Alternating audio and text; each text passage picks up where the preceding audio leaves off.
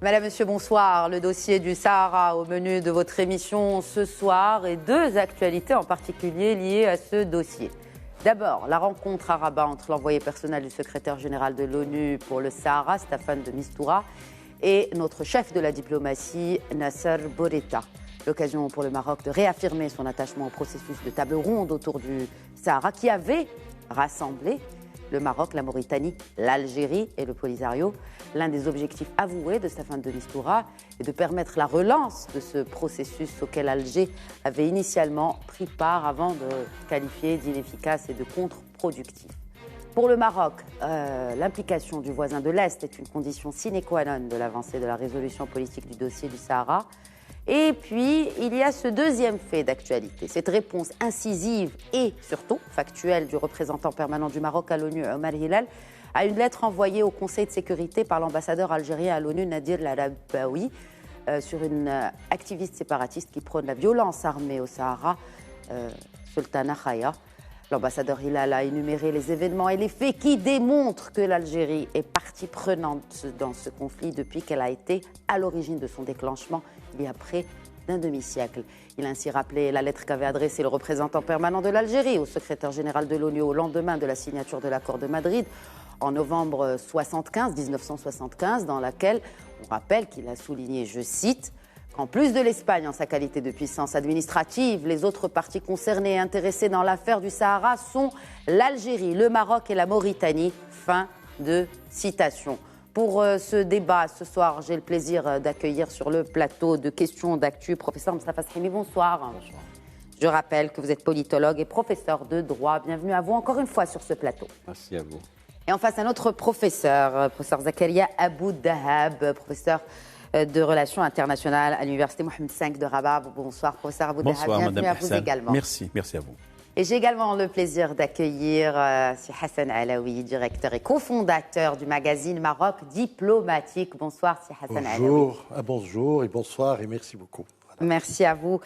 Tout d'abord, on va peut-être commencer par un tour de table sur ce que l'on pouvait retenir de cette rencontre entre Staffan de Mistura et Nasser Bourita. Professeur Srimi. D'abord, il faut rappeler les conditions dans lesquelles cette visite s'est déroulée. Elle a été annoncée par le porte-parole des Nations Unies vendredi, et il a fait référence au fait que l'émissaire personnel de Antonio Guterres, secrétaire général de l'ONU, allait se rendre au Maroc et dans les provinces sahariennes. Une question lui a été posée sur la suite. Il a dit « on verra prochainement ». Deuxième point, le Maroc n'a donné aucune information sur la visite de l'émissaire donc onusien. Il n'y a eu aucun communiqué. C'est vrai qu'il y a eu silence radio entre le moment de l'annonce. Vous savez, effectivement, de sa visite vous et moi et sa mes collègues, avec nous observons quoi? Nous observons le factuel, c'est-à-dire qu'est-ce qui est public. Donc, il y a eu une discrétion sur ce plan-là, et de l'agence marocaine de la MAP et des autres journaux, etc. Bien. Monsieur de Mistura arrive. Il est reçu mardi longuement, et il a des entretiens avec le ministre des Affaires étrangères en présence de notre ambassadeur à New York, Omar Hilal, et à la suite de ces entretiens, un communiqué a été publié. Entre-temps, le lundi, on apprend que le déplacement que devait faire cet émissaire onusien à l'Aïoun a été annulé. Alors, je voudrais donner des éléments d'information précis. Dites donc, professeur Srimi. Oui, alors, c'est d'abord lui qui avait proposé ce plan de travail, validé par le porte-parole des Nations Unies. Sur place, c'est lui qui a décidé de ne pas aller à l'Aïoun. C'est intéressant. Et d'ailleurs, ça a été communiqué. Qu'est-ce qui s'est passé? Il s'est passé ceci. C'est la position marocaine qui est intéressante à relever. Le Maroc n'est pas lié par l'agenda onusien. La position officielle du Royaume sur ce plan-là, elle est particulière aujourd'hui, c'est-à-dire il y a un émissaire onusien qui fait son travail, on ne s'occupe pas de sa communication, c'est à lui à la faire. Sur place, on lui a expliqué les choses que vous avez relevées dans votre présentation, c'est-à-dire les deux positions du Maroc. vous le savez, et il a jugé, compte tenu des éléments qui lui étaient donnés, de ne pas aller à l'Aïoun. Contrairement à la propagande adverse, relayée par l'agence algérienne APS et autres, ce n'est pas le Maroc qui a empêché son déplacement à l'Aïoun.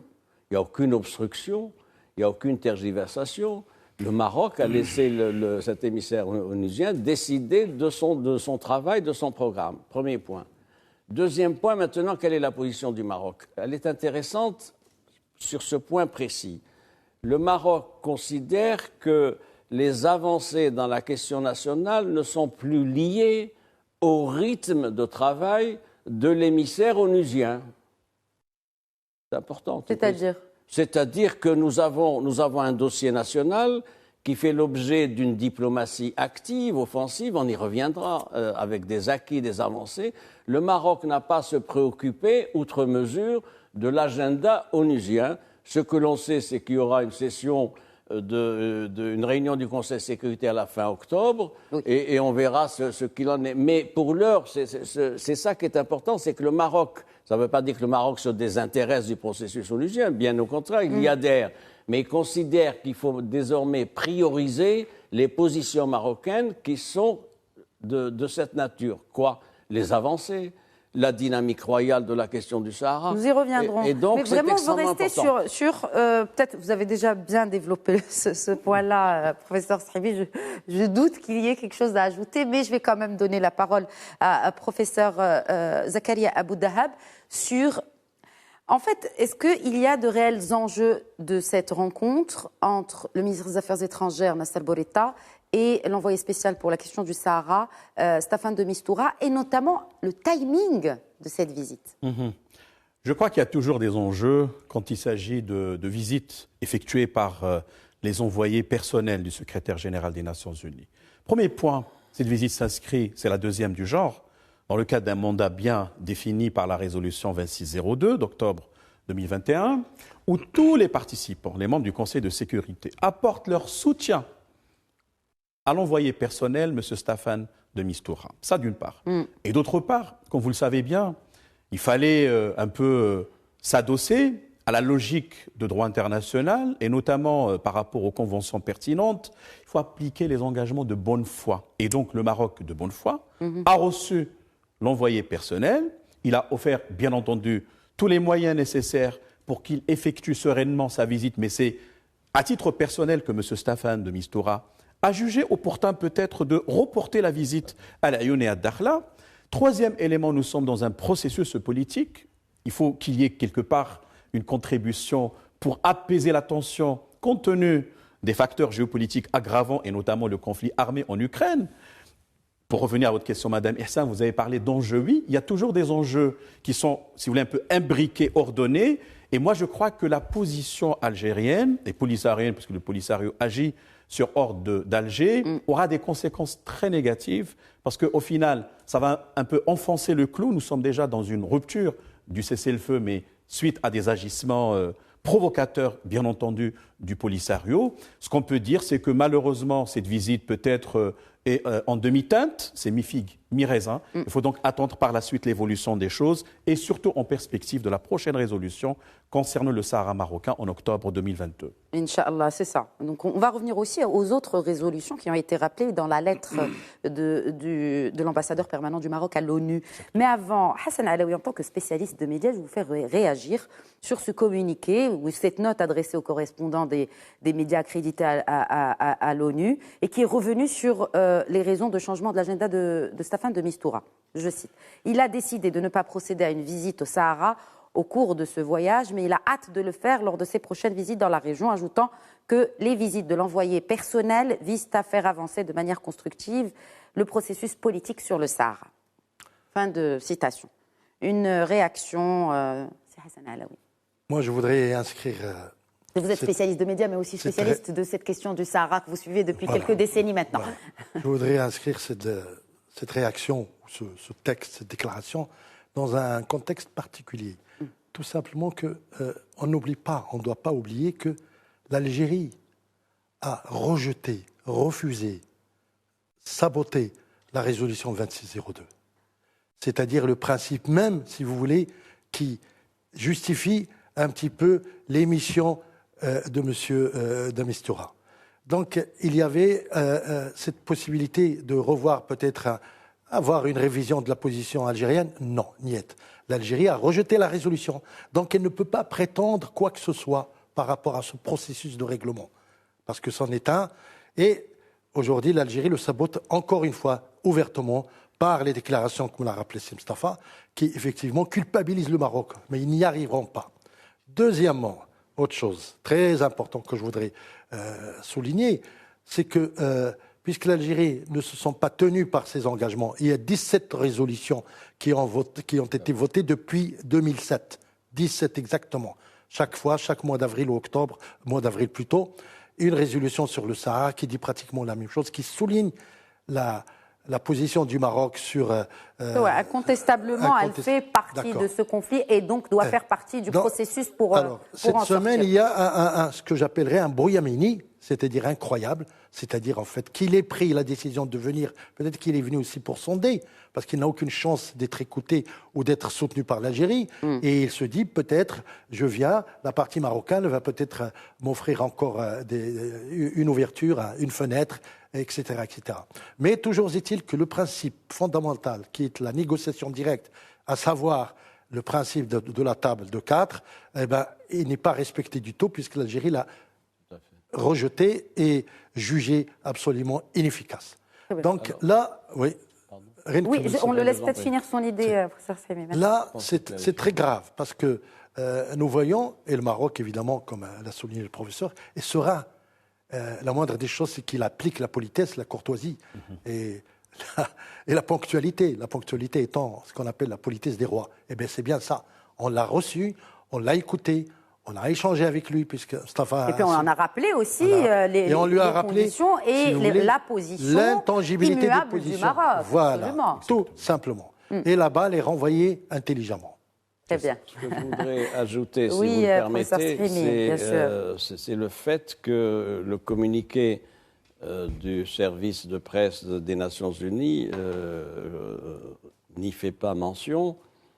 C'est que sur place, quand il était là, il est arrivé samedi, de Mistura. Il a pris des contacts avec les voisins et les voisins, le voisin lui a fait savoir qu'il ne souhaitait pas le recevoir. Voilà. Et oui, il faut le dire, il ne souhaitait pas le recevoir. Et d'ailleurs, il y a 5 jours, il y a eu une réunion conjointe des officiels d'Alger avec les dirigeants séparatistes pour arrêter une position commune. Il y a 5 jours exactement, savoir qu'est-ce qu'on fait. Donc ça, c'est quand même un élément d'information. Et qui est quand même, qui n'est pas des moindres quand même. Oui. Donc il a considéré que son voyage à l'Aïoun n'était pas pertinent puisqu'il devait écouter les populations et ensuite se rendre à Alger, Tindouf et Nouakchott. Donc sa mission n'était plus justifiée puisque finalement, pour tâter ce qu'a dit mon ami Hassan Alaoui, prendre la température de la position marocaine, il le sait. Il n'a pas besoin de se déplacer. Nous avons un ambassadeur qui multiplie les prises de position à New York. La position de notre ministre des Affaires étrangères est connue, celle du souverain aussi. Pour ce qui est de la responsabilité de l'Algérie, vous avez raison d'y revenir. Il faut expliquer les choses. L'Algérie, au lendemain de la résolution 2902 du 29 octobre 2021, a pris position de manière forte en disant qu'elle ne cautionnait plus cette procédure de la table ronde à 4 et qu'il y avait un conflit entre le Maroc et le mouvement séparatiste qu'elle n'avait rien à y voir. Erreur, un peu de mémoire. Je voudrais vous dire qu'en décembre 2018, l'Algérie a participé à la première table ronde en Suisse. Qui présidait la délégation algérienne? Abdelkader Msahel, ministre des Affaires étrangères. Une deuxième table ronde a eu en mars 2019. Qui présidait la délégation algérienne? Ramtan Lamamra, qui était d'ailleurs à l'époque vice-premier ministre. Il a été vice-premier ministre pendant 2 mois, et ministre des Affaires étrangères, qui est toujours en charge du département des Affaires étrangères de l'Algérie. Il y a là quelque chose d'inconséquent et d'incohérent. Ils ont cautionné un processus, première table ronde, deuxième table ronde, et ils disent maintenant c'est une formule dépassée, c'est contre-productif, c'est une formule frappée d'obsolescence. C'est incompréhensible. Dernier point aussi qu'il faut relever pour ce qui est de la position algérienne. La position algérienne, elle est dans une impasse totale. Ils se sont mis dans une équation fermée où il n'y a pas de sortie. Pourquoi ? Hassan Alaoui l'a dit, ils ont récusé la formule de la table ronde de 4. Plus encore, en novembre 2020, le mouvement séparatiste, suite à l'opération de normalisation de Guergueret entreprise par le Maroc pour le rétablissement du trafic civil et commercial, vous le savez, en novembre 2020, le mouvement séparatiste a déclaré qu'il sortait du cessez-le-feu imposé le 6 septembre 1991 par le Conseil de sécurité sur la base d'une résolution. Quelle est la situation aujourd'hui ? Nous avons un pays, l'Algérie, je ne parle pas du mouvement séparatiste qui est un supplétif aux ordres, il y a un Algérie qui sort du cadre onusien. Mais pourquoi l'Algérie tente d'imputer la responsabilité de ce blocus du process politique à l'ONU ? Parce que là, finalement, l'Algérie renvoie la balle à l'ONU. C'est le paradoxe. Vous faites bien de le signaler, c'est le paradoxe de la position algérienne. Pendant des années, elle a plaidé pour l'application des résolutions du Conseil de sécurité. Exactement. Et pour que le dossier soit pris en charge par les Nations Unies. C'est cela. Première direction. Deuxième direction, ils ont essayé d'accrocher l'Union africaine à la prise en compte de ce dossier pour que l'Union africaine soit partie prenante. Ils avaient d'ailleurs des positions privilégiées au sein de l'UA, notamment le Conseil de paix et de sécurité dirigé à l'époque par un diplomate algérien. Et ils ont essayé d'établir l'implication de l'Union africaine, s'agissant d'un dossier africain, dans le processus onusien de règlement. Ça a été invalidé par qui ? Par le sommet de l'UA, qui s'est tenu en Nouakchott, la résolution 693 du sommet de l'UA à Nouakchott de juillet 2018. Et donc, ils se retrouvent dans une situation tout à fait particulière où ils sont coincés face à une impasse. Je résume, ils sortent du processus onusien validé par le Conseil de sécurité continuellement et réaffirmé par la résolution 2602. Plus encore, ils poussent le mouvement séparatiste à ne pas respecter le cessez-le-feu, qui est une autre violation d'une résolution du Conseil de sécurité. Ils se mettent donc au banc de la communauté des nations, ils portent atteinte à la crédibilité du Conseil de sécurité et ils n'ont pas de sortie. Il n'y a pas de plan B, sinon quoi ? Sinon la gestion d'un discours habituel sur la responsabilité du Maroc. Très bien. Alors, professeur Abou-Dahab, justement, une question par rapport à ce rejet suite à cette résolution 2602 du Conseil de sécurité, c'était en octobre 2021, comme vous le rappeliez tout à l'heure. Que signifie cela en termes de droit international ? Déjà, de rejeter une résolution de l'ONU et tout simplement de nier tout engagement à participer aux tables rondes.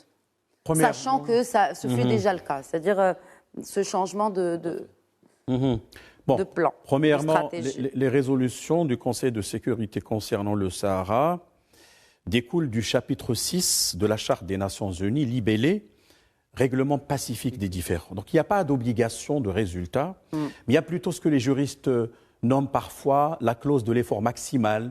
C'est plus exhortatoire, nous sommes parfois même dans l'incantation, dans le droit programmatoire, déclaratoire, etc. Donc il n'y a pas d'obligation d'application, mais plutôt invitation de l'ensemble des parties prenantes à contribuer positivement à atteindre les objectifs tracés. L'Algérie n'était pas membre du Conseil de sécurité non permanent au moment où la résolution 2602 avait été adoptée en octobre 2021, mais on peut par exemple interpeller la position tunisienne d'abstention. Alors ça d'une part. D'autre part, au-delà du droit international, je l'ai bien souligné parce que nous sommes toujours dans le cas du chapitre 6, on n'est pas dans le cas du chapitre 7 qui il parle de ce qu'on appelle les moyens de coercition. Et dans les moyens de coercition, il y a deux types d'actions. Il y a ce qu'on appelle les sanctions qui peuvent être prises, adoptées, de nature économique ou d'autres, mais il y a également l'intervention armée du Conseil de sécurité. Évidemment, c'est un scénario qui est extrêmement lointain quand on sait la configuration du Conseil de sécurité et l'aggravation des clivages entre la Russie et les États-Unis, en particulier à la suite du conflit armé en Ukraine. Ce qu'on peut dire, pour résumer, c'est que peut-être Alger se positionne déjà par rapport à un poste qu'elle voudrait briguer au niveau du Conseil de sécurité membre non permanent.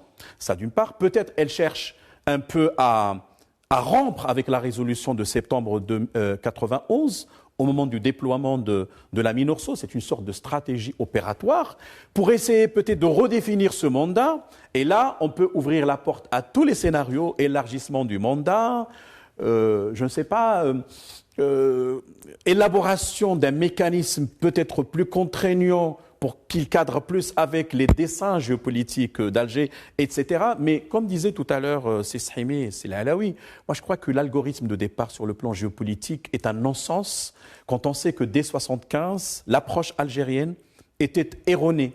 Et on le sait très très bien, parce que les nations ne sont pas dupes, elles savent très bien dégager le bon sens de livrer, et par conséquent, cette attitude, encore une fois, algérienne, à mon sens, va tout simplement l'isoler sur le plan diplomatique, et ça va s'ajouter à d'autres comportements par rapport à la France et par rapport à l'Espagne. Hassan Alaoui, oui. Moi, je voudrais compléter un petit point sur ce que nous avons appelé tout à l'heure les volte-face et les revirements de la diplomatie algérienne. Vous savez que depuis pratiquement 1975, quand il y a eu l'accord de Madrid, on va en parler certainement, puisque l'Espagne est impliquée aussi. Parlons-en justement, parce que ça a été cité parmi les faits le 14 novembre, par l'ambassadeur Hillel. Après un aller-retour qui a duré des semaines et des semaines entre Agadir et Madrid, entre le Maroc et l'Espagne, le caudillo, je vais dire Franco, était mourant, était agonisant. Et donc, on se précipitait pour trouver une solution tout de suite, parce que Sa Majesté Feu Hassan II avait annoncé l'organisation d'une marche verte. Et donc, c'était tendu. Et 350 000 volontaires qui allaient partir marcher sur le territoire au Sahara marocain. Et donc, ça inquiétait un peu plus les chancelleries et notamment le gouvernement espagnol. Tant et si bien que, finalement, on est arrivé, si vous voulez, j'allais dire, 5 jours avant la mort de Franco, mort le 19 novembre, c'est-à-dire le 14 novembre, le ministre des Affaires étrangères et le Premier ministre marocain, et de l'autre côté, les Espagnols et Mauritaniens, avaient signé ce qu'on appelle l'accord de Madrid tripartite. Ça s'appelle l'accord tripartite, qui a été, je le signale, 14 novembre 1975, signature de l'accord tripartite, qui mettait en principe fin au conflit, et 28 novembre de la même année, entériné par l'Assemblée générale des Nations unies. Ce qui n'est pas rien. C'est un document que l'Algérie a toujours nié, ne reconnaît pas.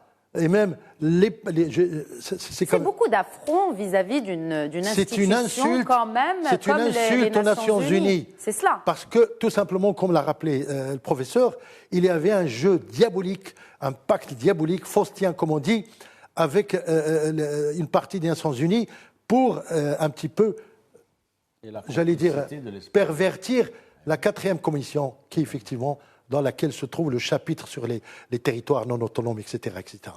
Maintenant, aujourd'hui, l'Algérie continue son jeu. Elle a tout le temps réclamé le référendum d'autodétermination. Jusqu'en 1981, je le rappelle, je vais vite, au sommet de Nairobi, de l'OUA, auquel a participé Feu Hassan II avec une délégation importante, Guédira et tout, et nous autres, quand il a annoncé avoir accepté sur incitation de ses amis, dont Giscard, le principe du référendum. Et depuis lors, quand on a dit « OK pour le référendum, mais on va l'organiser, donc il faut faire le recensement des votants, des populations », eh bien l'Algérie a changé de fusil d'épaule. Tout simplement. Des volte-face voilà. Et ça participe pour contredire la position marocaine. Donc, quelle que soit la position ou la solution que propose le Maroc, depuis 1975, c'est niette, du côté du voisin de l'Est. Bien sûr, professeur Sribi, quelque chose à ajouter. Un point d'histoire. Il y a eu les entretiens qu'on appelle les entretiens de Houston en 2001 avec James Baker, qui était chargé du dossier du Sahara. Quelle a été la proposition du président Bouteflika ? Le partage territorial des provinces sahariennes. Il faut le dire. Ça, c'est l'histoire, c'est public. C'est dans les PV, des réunions, etc. Ça veut dire quoi ? Ça veut dire que l'Algérie ne défend pas un principe, contrairement à ce que dit sa propagande d'État. Elle défend des appétits annexionnistes et territoriaux et autres. Premier point. Deuxième point, pour ce qui est de la question du Sahara et de l'impasse dans laquelle se trouve l'Algérie. Je vais vous donner quelques exemples. En avril 2020, a été proposé le ministre des Affaires étrangères algérien pour être émissaire spécial en Libye. Ça a été récusé par le Conseil de sécurité. Comme avant-hier. Oui, il y a 10 jours, l'Algérie est revenue à la charge en proposant cette fois son ancien ambassadeur à l'ONU, Sabri Boukaddoum, comme nouvel émissaire. Ça a été refusé. C'est-à-dire que c'est une situation diplomatique tout à fait inconfortable qui témoigne bien de l'impasse de la diplomatie algérienne. Troisième point à observer, c'est le Maroc, j'insiste beaucoup sur ça, c'est le Maroc qui a la main aujourd'hui sur la question du Sahara. Tout à fait. Il ne néglige pas le processus onusien, mais le processus onusien est banalisé. Il suit son cours, on verra ce que ça donne. Le Maroc n'est pas là à attendre ce qu'il en est. Ce n'était pas le cas il y a quelques années, vous vous en souvenez peut-être, où nous étions tous les uns et les autres suspendus aux réunions du Conseil de sécurité et on attendait la résolution. Ce n'est plus le cas maintenant. Il y a un cadre qui est fixé par le Conseil de sécurité, il y a des principes de négociation, il y a un format de la table ronde, et le Maroc a décidé de prendre les choses en main. Il a la main. Justement, il a la main et il le fait savoir, notamment au Conseil de sécurité. Le rapport de force a changé. J'ajoute sur ce plan-là, la position diplomatique du Maroc est tout à fait confortée. Elle est confortée depuis 18 mois, entre autres par la reconnaissance américaine, c'est quand même la première puissance mondiale, par les reconnaissances de membres de l'UE, l'Allemagne, les Pays-Bas, l'Espagne, par d'autres pays, Hongrie, Croatie, etc., des pays arabes. Donc nous sommes dans une position tout à fait confortable qui nous encourage à aller plus loin et à reprendre la main sur ce dossier sans attendre l'agenda onusien. Un dernier point enfin, si vous le permettez. Il y a toujours un avant-dernier et puis un dernier. Mais on est structuré comme ça. C'est que, vous savez, prenez une évaluation chrysogène de la situation internationale aujourd'hui en 2021. C'est quoi? La question du Sahara marocain et le 150e point qui intéresse la communauté internationale. J'allais vous interpeller là-dessus, justement. Et il y a une grande lassitude de la communauté internationale sur ce conflit artificiel qui dure depuis 1975. Il y a 62 millions de dollars mobilisés par l'ONU au titre de la MINURSO. Et donc, il y a là des éléments d'interrogation, de lassitude qui font que personne n'est plus mobilisé pour ce qui est de la question du Sahara contre les positions marocaines. Alors, contre les positions marocaines, vous avez évoqué un point important tout à l'heure, c'est ces ambitions algériennes d'intégrer comme membre non permanent le Conseil de sécurité. Puisqu'on parle de ce Conseil de sécurité, cette lettre qui a été adressée par l'ambassadeur algérien et qui a trouvé réponse auprès de notre ambassadeur permanent à l'ONU. Alors, tout d'abord, je voudrais juste vous poser la question sur ce genre de lettres. Pourquoi on adresse ce genre de lettres et qui sont lues au Conseil de sécurité? À quoi servent-elles? Et surtout, et on reviendra aux points importants qui ont été cités dans la lettre de notre, parce que c'est ce qui nous concerne, de notre ambassadeur permanent à l'ONU, M. Omar Hilal. Donc tout d'abord, à quoi servent ce genre d'écrits au Conseil de sécurité? C'est d'attirer l'attention des membres du Conseil de sécurité sur un événement, sur un fait, sur un élément qui de nature peut-être a impacté la paix et la sécurité, soit internationale, continentale, régionale. Donc c'est une sorte de pression psychologique qui est exercée sur les membres. Et par ailleurs... Donc on peut y raconter ce qu'on veut, en fait, finalement. Vous définissez votre position. On définit la position, mais si on revient à la lettre qui a été adressée par l'ambassadeur algérien, bien, il y a quand même des accusations graves, et puis il y a surtout des non-faits, et puis des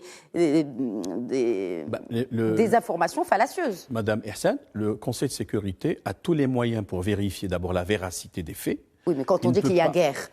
Oui, bon. C'est quand même abusé, non? Vous savez, il a tous les moyens. L'enquête, il peut même activer ce qu'on appelle les procédures spéciales, les rapporteurs spéciaux, etc., etc. Mais c'est juste, on va dire, parce que ce n'est pas la première fois que l'Algérie, ni d'ailleurs son affidé, le Polisario, agit de la sorte. Souvenons-nous récemment, Madame, Messieurs, en mai 2022, lorsqu'il y a eu la tenue de la réunion de la coalition mondiale contre Daesh. Oui.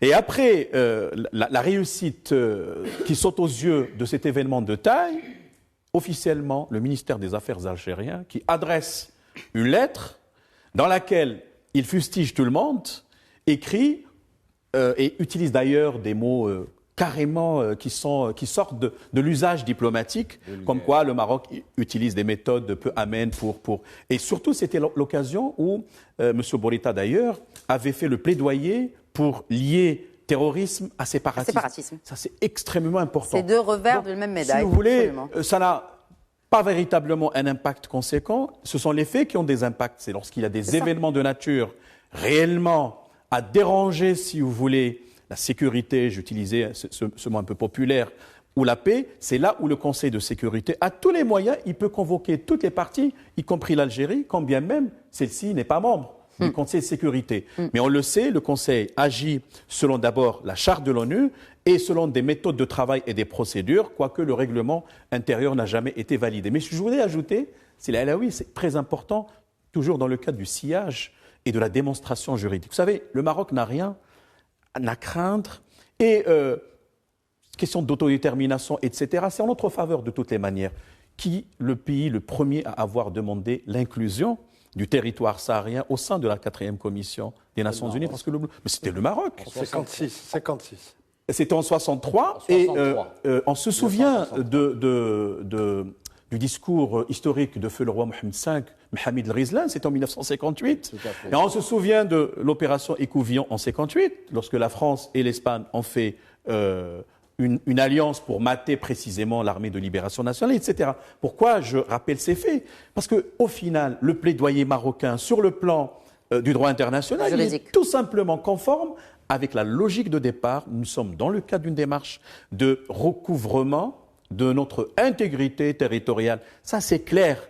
Et tous les agissements de nature à fausser un peu les choses, tout simplement, n'ajoutent que dans la complexité et ne font que retarder normalement un déblocage de... Si vous permettez, ça a été validé dans l'avis consultatif de la Cour internationale de justice du 16 octobre 1975, où il est fait expressément référence au lien d'allégeance entre l'empire chérifien, le sultan et les tribus.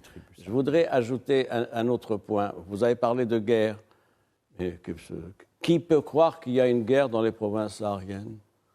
C'est une énormité.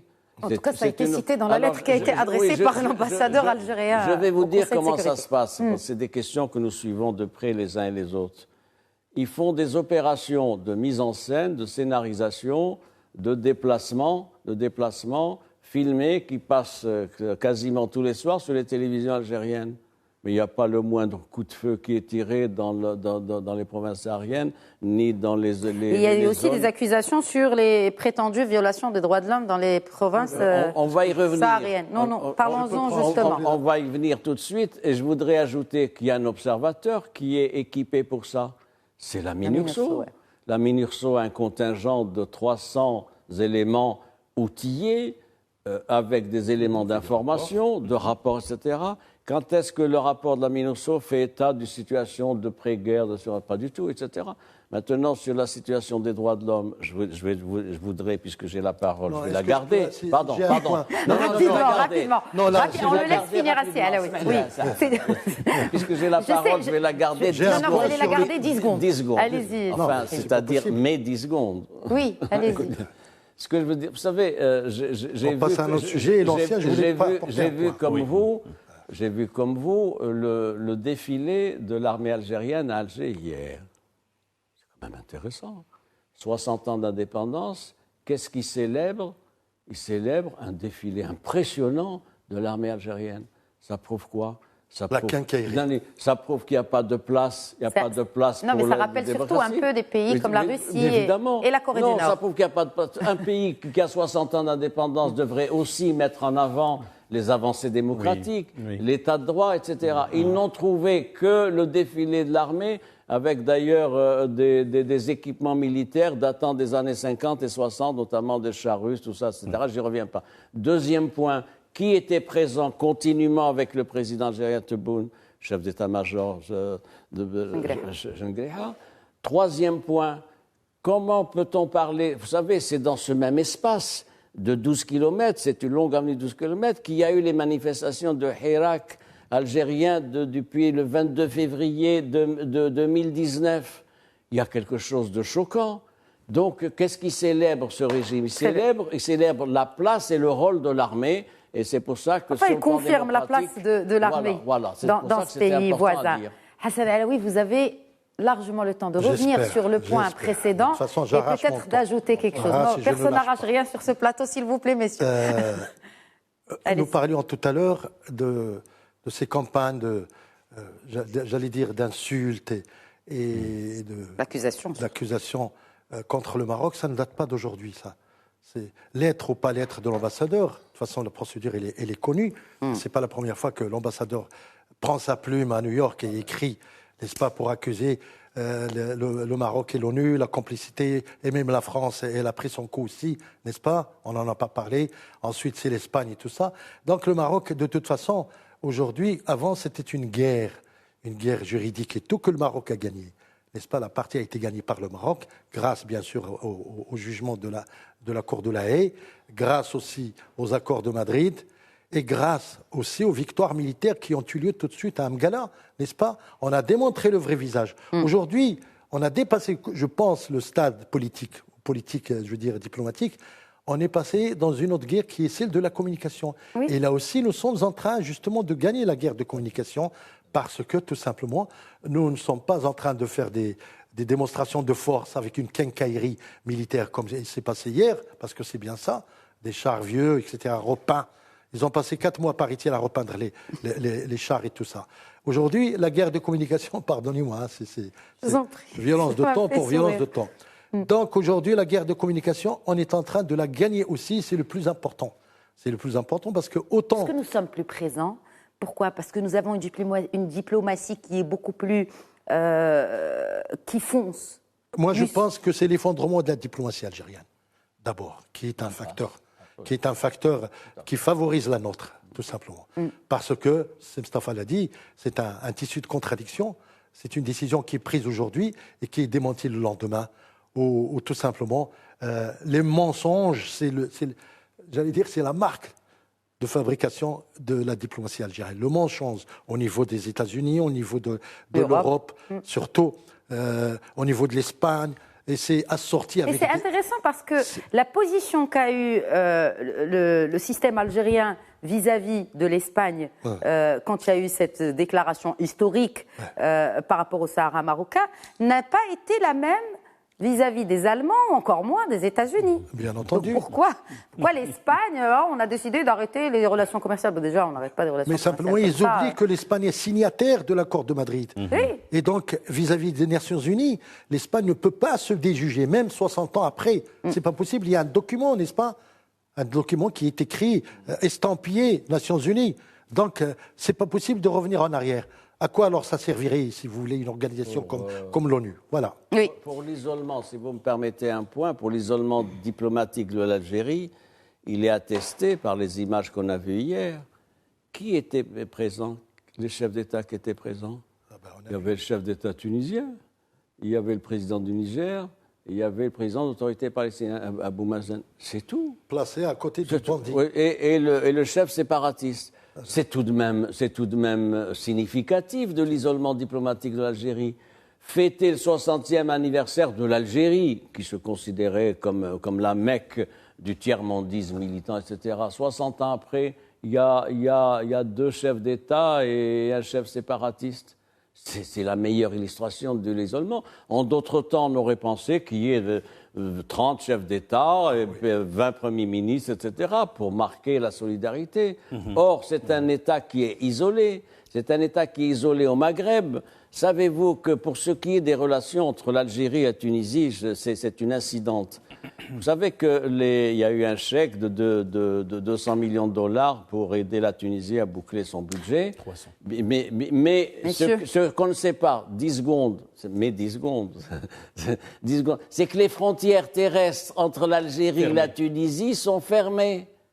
Elles sont fermées pourquoi? C'est un moyen de pression parce que la Tunisie s'interroge sur la nécessité d'envisager une normalisation avec l'État d'Israël. Voilà les réalités telles qu'elles sont. Et il y a d'autres réalités, c'est les violations des droits de l'homme des violations des droits de l'homme en Algérie. Pourquoi on n'en parle pas? Enfin, en tout cas, on les maquille un peu. Et on accuse le voisin à de violentes violations des droits de l'homme dans ces provinces du Sud, professeur Abou Dahab. Et surtout que ces provinces du Sud, ces mêmes provinces du Sud qui accueillent, comme l'a rappelé à juste titre notre ambassadeur, non seulement des investisseurs étrangers de haut rang, mais aussi des manifestations sportives. Pour ne pas citer la manifestation sportive d'Oran, qui a été... Là, vraiment, c'est... indigne. C'est indigne, mais je pense, messieurs, et c'est vraiment personnel, que c'est vraiment le miroir du lavage de cerveau et de la propagande algérienne sur le peuple algérien. Très dommage. Pas le public sportif, si vous le permettez. Absolument. C'est des agents infiltrés qui ont... Pas le public. Sûr. Il y a une grande fraternité entre les deux pays, entre les deux peuples et entre les publics sportifs. Et d'ailleurs, nos amis qui sont là-bas nous ont fait part de cela, comment ils sont accueillis, comment ils sont reçus, etc. Ça, c'était de l'instrumentalisation. Pour la petite histoire, ils ont soutenu les mêmes agents infiltrés, ils ont soutenu la Turquie, etc., contre le Maroc. À la veille de l'indépendance, il y a une justice divine, la Turquie a été battue. Oui, et surtout à la veille de l'indépendance, sachant que les Turcs, enfin les Ottomans étaient passés par là. Bref. Oui, professeur Abou Dahab, surtout sur cette question de violation des droits de l'homme. Il n'y a pas plus oppresseur du peuple algérien que les Turcs avant la France. Absolument. Il ne faut pas l'oublier.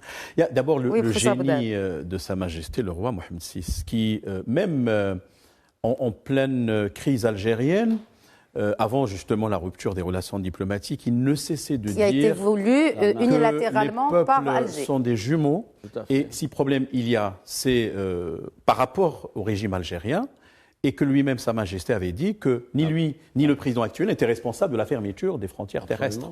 Et je crois que là, c'est un indice majeur pour nous, qui renseigne précisément, qui trahit la position algérienne, sur d'abord une animosité incroyable de la part d'une minorité malheureusement au pouvoir, qui contribue tout simplement à s'enfoncer dans l'abîme. Et finalement, tout ce qui est Maghreb, etc., a été court-circuité. Ça, d'une part. D'autre part, je voudrais quand même, Madame Hassan, je ne vais pas être un peu diplomate en vous disant qu'il y a des mécanismes qui permettent d'évaluer la situation des droits de l'homme dans tous les pays. Il y a au commissariat aux droits de l'homme qui a interpellé l'Algérie sur la situation des droits de l'homme là-bas. Le Maroc contribuait toujours. Dernier, vous savez, l'examen périodique universel. Et on fournit nos rapports. Il y a ce qu'on appelle les rapports thématiques, il y a ce qu'on appelle les rapports transversaux, etc. Nous avons le Conseil national des droits de l'homme, qui à maintes reprises a été cité par les résolutions pertinentes des Nations Unies. À cela s'ajoutent les commissions régionales, dont les 3 dans les principales régions sahariennes. Donc, de la sorte, je crois que même le Maroc, parfois, est victime de sa démocratisation, parce qu'il devient transparent, il donne le droit à des institutions, non seulement multilatérales, mais également des ONG, comme Human Rights Watch, comme Amnesty International, etc. Dont les agendas sont absolument quelque peu biaisés. Et je voudrais relever un point extrêmement important. Moi, je dirais qu'il est peut-être la porte pour la résolution définitive du conflit. C'est le rôle historique de l'Espagne. On l'oublie souvent, 1884, son établissement. On l'oublie également parce que la négociation de la rétrocession de Sidi Ifni et de Tafayar 58-69 progressivement, et que malheureusement, l'ONU avait commis une erreur en séparant ce qu'elle appelait à l'époque, en 65, avec la première résolution sur le Sahara dit espagnol et Sidi Ifni. Imaginez aujourd'hui, si on revient à l'accord de Madrid, on le ressuscite d'une manière ou d'une autre. Peut-être, nous sommes aujourd'hui dans le cadre d'une sorte de révision d'accords internationaux dûment consignés dans les Nations Unies, et Alger le sait très très bien. Elle sait que la position espagnole, en fait, elle s'est recentrée sur le plan marocain d'autonomie. Elle est revenue à la raison, constituerait, je l'emploie au conditionnel, peut-être la porte juridique dans cette bataille juridique que Si Hassan a soulevée pour résoudre à jamais ce conflit. Vous avez parlé de ce sera un dernier tour de table, messieurs. Il nous reste 3 minutes, donc 1 minute chacun. Voilà. Vous avez parlé de la fermeture des frontières. Je vais vous poser la question. Savez-vous pourquoi elles sont fermées fondamentalement depuis 28 ans, depuis août 1994 Plus que ça. Non, août 1994. Elles ont été ouvertes quelques mois. Non, je parle. Mais avant, c'était fermé. Je parle de la fermeture officielle, c'est août 1994, après les attentats de Marrakech, l'hôtel Atlas Asni, ça fait 28 ans. Parce que si elles étaient ouvertes, nous aurions 2 millions de touristes algériens. Vous savez qu'auparavant, pendant cette période où il en avait 1 300 000 touristes algériens, on aurait 2 millions de touristes algériens. qui n'ont pas d'autre choix que d'aller en Tunisie par voie aérienne, etc. Ils verraient quoi, les 2 millions de touristes? Ils verraient le Maroc tel qu'il est. Et donc, c'est un facteur de déstabilisation, minant la légitimité, entre guillemets, du système. Parce que les 2 millions de touristes algériens, ils auraient vu comment est le Maroc, avec ses avancées, ses problèmes, ses difficultés, mais il y a quelque chose, la qualité visible, de vie, etc., surtout. les espaces de liberté, alors qu'en Algérie, c'est verrouillé. Savez-vous qu'il y a toujours l'état d'exception en Algérie, à Alger, par exemple. Et donc, situation d'exception, et ce régime ne se maintient que par ceci, l'instrumentalisation et la systématisation de l'hostilité à l'endroit du Maroc. Du Maroc. Hassan Alaoui, un dernier mot. Non, ça va, c'est bon. Vous n'avez rien à dire? Ok. Professeur Bouddha. Moi, je crois que ça m'étonne de votre part, mais bon. le Maroc a réalisé Je vais dire un petit mot après. des avancées diplomatiques considérables. Regardez ce qui se fait au niveau de l'Amérique centrale. Regardez ce qui se fait au niveau de la mobilisation tous azimuts de la diplomatie parallèle, notamment celle du Parlement. C'est extrêmement important. Et je crois qu'au final, ce qu'on peut faire aujourd'hui, c'est carrément recentrer même le conflit au cœur même de l'Assemblée générale et que le Maroc aura même sa majorité confortable pour au moins adopter une résolution, cette fois-ci, pour sortir peut-être d'un blocage qui pourrait être activé par amende permanente du Conseil de sécurité et finir ce dossier-là parce que nous avons d'autres dossiers plus importants, l'énergie, la sécurité alimentaire, le changement climatique. Qui sont d'actualité. Au lieu de perdre du temps, on a souffert de ce conflit. Il est temps de le résoudre définitivement. Oui, c'est un dossier qui n'a que trop tardé. Hassan Alaoui. Moi, à long terme, je crois il va falloir travailler beaucoup plus que ça, n'est-ce pas? Parce que le pouvoir militaire est en train de façonner une identité algérienne, contrairement à ce que vous dites. Moi, je n'y crois pas au rapprochement Khawa-Khawa. Les sportifs l'ont constaté eux-mêmes sur place. À long terme, ça va être compliqué parce que tout simplement, il est en train de naître en Algérie un type d'homme, de citoyen qui est fondamentalement hostile, et je le dis, c'est la télévision, hostile au Maroc. Et donc, il faudra absolument changer de perspective d'analyse, ne compter que sur nous-mêmes, sur le Maroc, sur notre roi et le reste. Et merci beaucoup. Merci voilà. Hassan Alaoui, merci professeur Mustafa Sahimi, merci professeur Zakaria Abou Dahab. Madame Hassan. C'était animé, mais très enrichissant, comme d'habitude. Merci messieurs. Merci à vous de votre fidélité. Très bonne soirée à tous.